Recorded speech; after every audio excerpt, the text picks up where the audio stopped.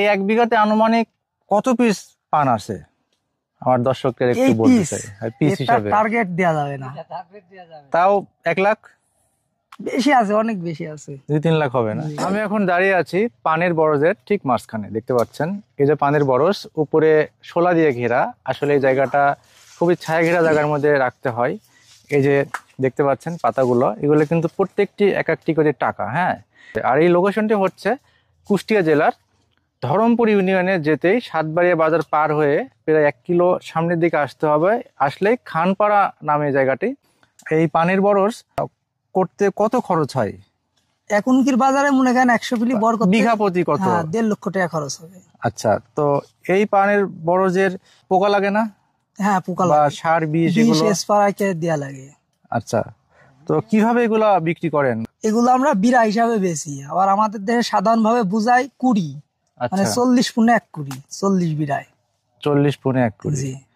maximum কেমন price হয় এখনকার বাজারে কেমন বর্তমান বাজারে হাইস্ট 100 টাকা সর্বনিম্ন 10 টাকা 15 টাকা আর এতে লস হয় না বর্তমানে এবার কি বাজারে লস এবার বাজার খুব কম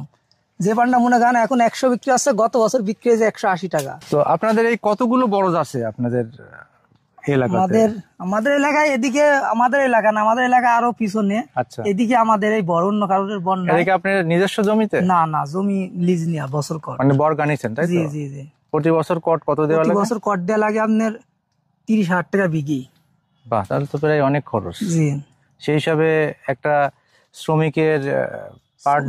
পার ডে হাজিরি বর্তমানে 500 টাকা 500 আবার চা বিড়ি আছে হ্যাঁ চা বিড়ি খাওয়া দাওয়া আছে সকালে কয়টায় আসে ওরা সকালে 7টার দিকে আসবে একটায় চলে যাবে সিজনাল কাজের যখনকে সময় হয় তখনকে 700 টাকা 800 টাকা হাজিরি হয় এখন কি সিজন চলে না এখন সিজন না এখন আনসিজন জি বন নামানোর সময় সিজন হয় আষাঢ় মাসে কি চৈত ফাল্গুন মাসে আচ্ছা বৃষ্টি হলে কি ক্ষয়ক্ষতি হয় হ্যাঁ বৃষ্টি হলে কোনো বড় মেদ কাজ করা যাবে না ছোট থেকে বড় হয় বেচা পর্যন্ত কয় মাস সময় লাগে 6 থেকে 8 মাস সময় লাগবে মানে প্রথম লাগানো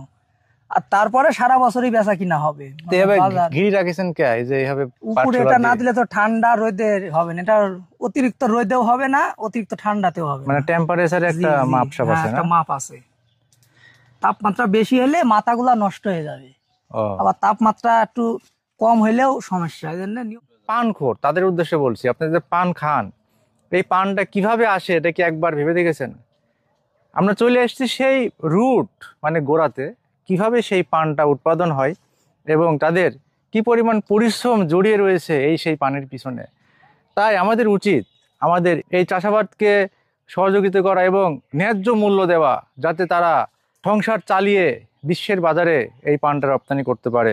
আমি ভিডিওটি এখানেই শেষ করছি যারা ভিডিওটি দেখছেন অবশ্যই শেয়ার করবেন